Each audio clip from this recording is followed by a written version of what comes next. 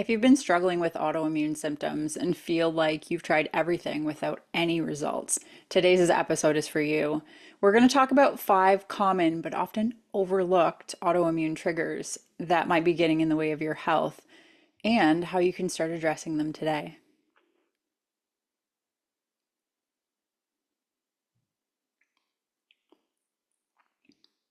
Most people don't realize that triggers for autoimmune conditions can actually be hidden in plain sight.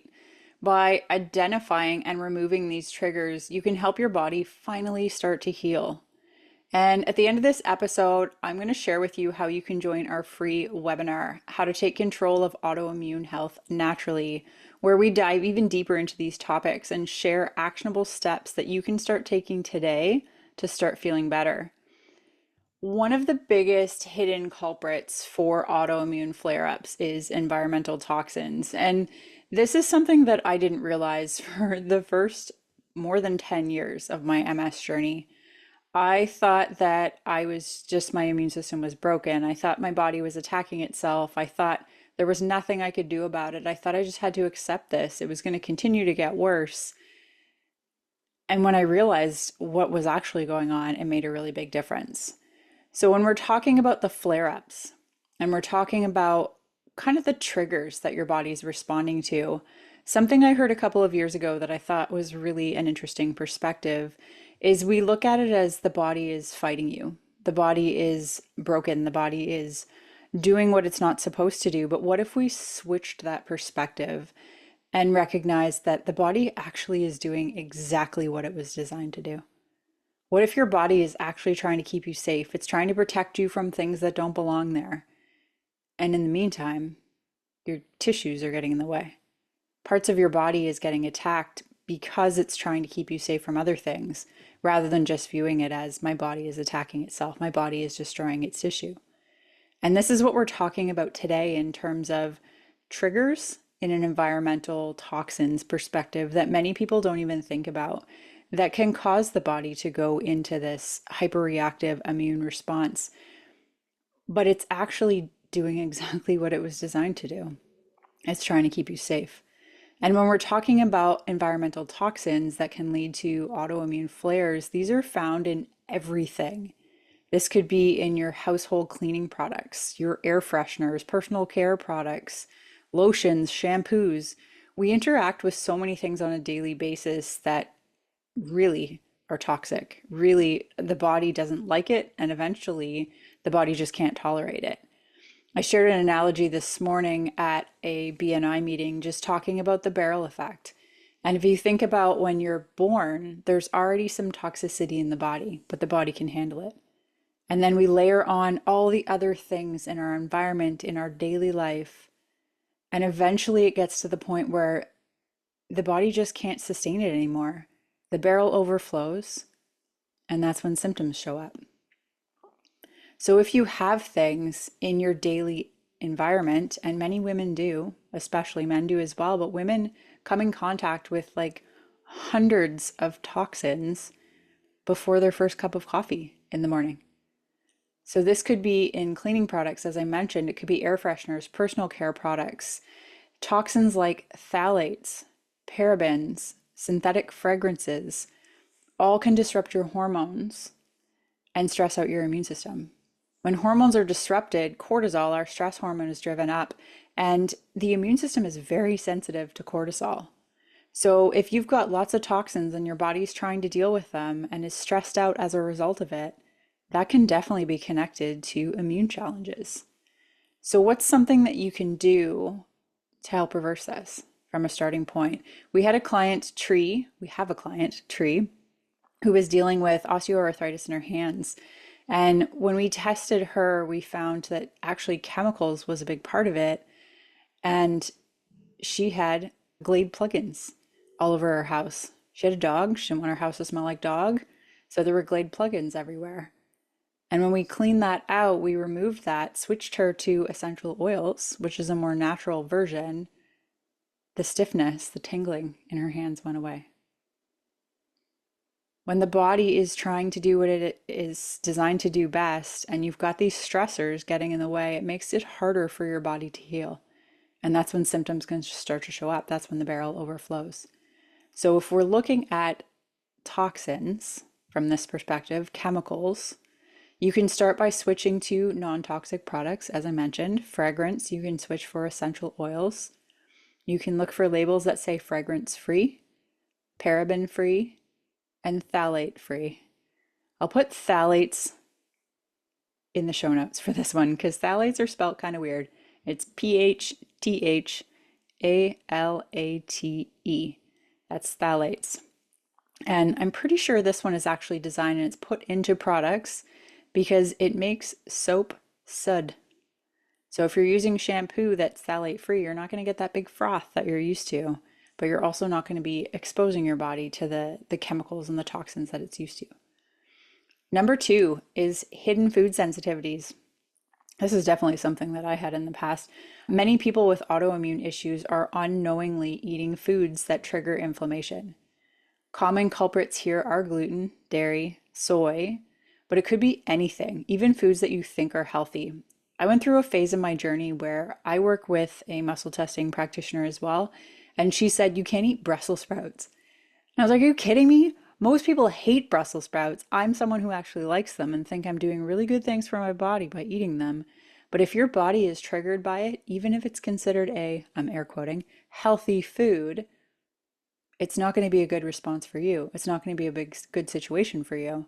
And when we take a look at foods, we're testing people. Like, I'm not the food police. I'm not coming in here and saying you can't eat anything fun. All you can eat is cardboard for the rest of your life. It's going to be boring and bland, and that's tough because you have autoimmune. That's not the solution here.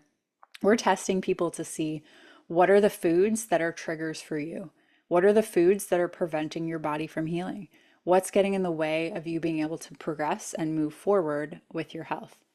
And when you give the body the chance to do what it's trying to do and heal from the inside out, you often will become less reactive, less sensitive to foods. But for a time, getting rid of them can be the best solution. When your body reacts to foods, it can create a cascade of inflammation, and inflammation is going to worsen autoimmune symptoms. So in terms of actionable tip for this one, for food sensitivities, consider doing an elimination diet. As I mentioned, we do root cause testing with people and can find out what are the specific foods for you, but this is something you can do on your own. I started reversing my MS symptoms in 2011, and this was a time before I knew about root cause testing, before I knew that there were options to find out specifics for yourself. And so I cut out a lot of stuff. If you're doing it on your own, you are going to have to cut out a lot of stuff because if you pull everything out, the body will have a chance to heal. You can also pull out specific things, but without working with a practitioner, you're going to have to kind of trial and error your way through. However, it is possible. I've been symptom-free for 8 years, and until 5 years ago, I didn't even know anything about root cause testing. So it is possible to do it on your own. You are going to have to cut out some common triggers. And again, common triggers for people, gluten is a really big one. And the thing here is that gluten isn't what it originally was in North America. The grains have been processed to death, and they don't provide what they were initially designed to provide in terms of health and in terms of digestibility and fiber, everything around there. It's been changed, but also gluten is one of the most heavily sprayed food products in existence. Coffee is also really bad, but gluten when it comes to glyphosate or Roundup. And this is a big trigger, especially people with celiac. Like often people will find they can eat gluten if they're in Europe, then they come here and they react to it. If that's the case, it's not necessarily the gluten. It may be the glyphosate that you're reacting to. And so with an elimination diet, those are things to pull out for sure. Gluten, dairy, legumes are best to go. Seed oils need to go. Anything that causes inflammation in your body. And yeah, I mean, my kind of recommendation for people when I first started, it's a paleo diet is what I was doing, and I committed for 30 days. I said to myself, it's just 30 days. Anyone can do this for 30 days. And when I get to the 30 days, I'll make the decision where I go from here. And I stuck with the paleo diet for years. So it is something that is sustainable because you still are eating really good quality food, but that's the whole point. You're eating really good quality food. you're cutting out the inflammatory triggers for your system, and you're getting the nutrients that are going to help your body get back to where it's supposed to be. Trigger number 3 is mold exposure. I grew up in a house that was over 100 years old. My dad lived in basement apartments for a lot of my childhood. If you are someone that has ever lived in a basement apartment, or if you lived in residence when you were going through school, I can like 99% promise you that you've been exposed to mold exposure. And the hard thing with mold exposure is it's something that's very hard for the body to clear. Often when we start working with someone, even if there's parasites that need to be removed, we often have to start with mold, because if you don't deal with it, it just becomes more of a problem. Mold exposure is another pretty big but often overlooked trigger for autoimmune conditions. It can be found in your home, your workplace, or even in foods. Like grains can be moldy, coffee can be moldy as well. And if you're someone who drinks water from the fridge filter or even reverse osmosis, those systems can mold. And so mold is a really big one. This is a problem because mold produces mycotoxins, which disrupt your immune system and lead to chronic inflammation again. I've talked about inflammation quite a few times here. Inflammation is a really big driver, in my opinion, of autoimmune, and it makes it harder for your body to function properly if there's mycotoxins in your system. So, actionable tip for this one, if you suspect mold, consider getting your home tested. From this regard, you have to make sure that you get a quality testing. I'll drop some in the show notes for you to take a look at or to have some options. But often, if you get kind of insurance to do it for you, they won't do the best job. So make sure that you're getting a quality service to test your home for mold. And you can also support your body's detox pathways. So this is where we use binders often, supplements for people to be able to, what a binder does, it's like a magnet, and it goes in and it grabs whatever's in your system that doesn't belong there and helps your body move it out.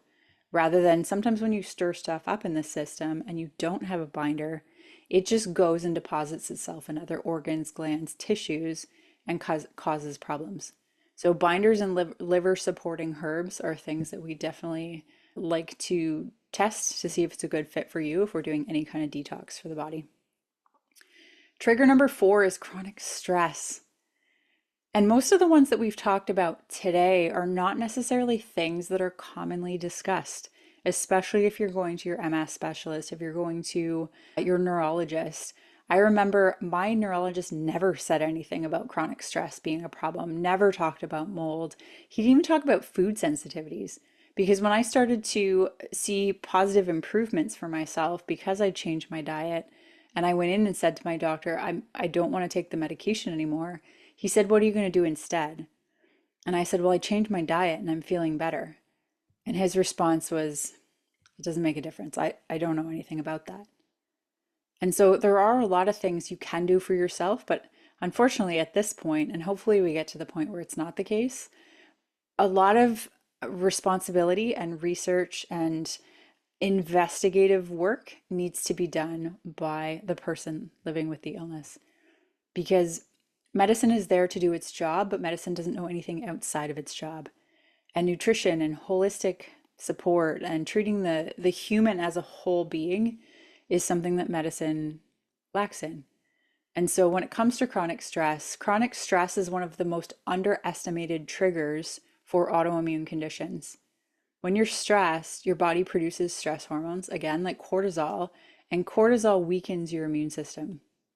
If you're someone who's living in a chronic state of fight or flight, which is your stress response, if you're chronically stressed all of the time, your body's not going to be able to heal. This makes the cells not able to function properly. And so stress is a problem because prolonged stress, again, puts your body in that fight or flight state, and that makes it harder for your body to heal and more prone to autoimmune flare-ups. The worst time I had going through my MS experience, I was at the end of a relationship that hadn't gone well for a couple of years. I had a really terrible breakup and things did not go well through that time. And it's like, were there other things that I was doing that weren't helping? I'm sure there were at the time, but the stress, I'm sure, was a big contributor to the negative shift in health issues that I had through at that time. So in terms of actionable tips when it comes to the stress management side of things, stress management techniques can be really helpful. And this doesn't have to be often when it comes to health stuff, when it comes to natural health stuff, it's a lot of you need to do this, you need to do that, you need to do this. And sometimes when it comes to stress, it's less about doing and more about being. And so even just going for a walk, even spending time with someone you care about, even spending time with your pets, sitting out in a quiet place in the morning and have a cup of coffee by yourself or with your dog. That's kind of my favorite.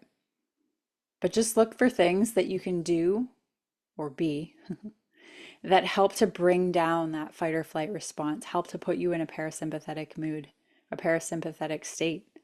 And something I'd like to recommend to people, and we bring it up in the webinar as well, is before you pick up your phone in the morning, what can you do for 5 minutes? What can you do for 10 minutes that allows you to ground yourself, allows you to calm down, allows you to get out of that chronic fight or flight state so that your nervous system can take a breath and start functioning properly again. Number 5 for our triggers. This is the last one. And this one's radiation. Speaking of cell phones, I just mentioned those. You're probably exposed to more radiation than you realize. And many people hear radiation and they think of like nuclear plants. That's not what I'm talking about. Radiation comes from our laptops, our computers, our phones, our Wi-Fi, our wearable techniques, our Apple Watches, our AirPods. This one makes me laugh because I remember being a kid and my mom saying to me, like, don't stand in front of the microwave, you're going to radiate yourself. And I probably rolled my eyes and laughed. But to look at it now, if you're wearing AirPods, you have like a microwave on either side of your head. You're radiating your body, and we are radiating our bodies all of the time. I live in a townhouse, and when I look on my phone and look at the Wi-Fi connections available, there's like 12, I think. So it's not just about your Wi-Fi, your signal, it's about everyone around you as well. And this is a problem because constant low-level radiation exposure can weaken your cells and immune system over time. So that makes it harder for your body to heal from autoimmune conditions. Your body is always trying to heal. Today's episode is all about 5 things that are getting in your way of your body being able to do what it's trying to do, what it's trying to help you with. And so the actionable tip for radiation is reduce exposure by turning off your Wi-Fi at night if you can. If you're going to wear headphones, use wired connection as much as possible. If you're going to speak on your phone, I'll speak on my phone using my old school, everyone laughs at me, wired headphones or on speakerphone. Avoid having electronics close to your body as much as possible. I hate that laptop is called laptop because it shouldn't be on your lap. Put it on a desk when you're using your laptop. Don't put your phone in your pocket. Put it somewhere far away from your body because the farther it is, it's going to have less of an impact and give your body the ability that it is trying to do to help you heal from your autoimmune stuff. So just a quick recap of what I covered today. Today we talked about 5 autoimmune triggers that you might be overlooking. So those are environmental toxins, hidden food sensitivities, mold exposure, chronic stress, and radiation. And by addressing these triggers, you can start seeing improvements in your health. So for today's episode, if it resonated with you and you're ready to take control of your health, I invite you to join our free webinar, How to Take Control of Your Autoimmune Health Naturally. In this webinar, we're going to dive deep into these triggers and show you exact steps you can take to start feeling better. So don't miss out.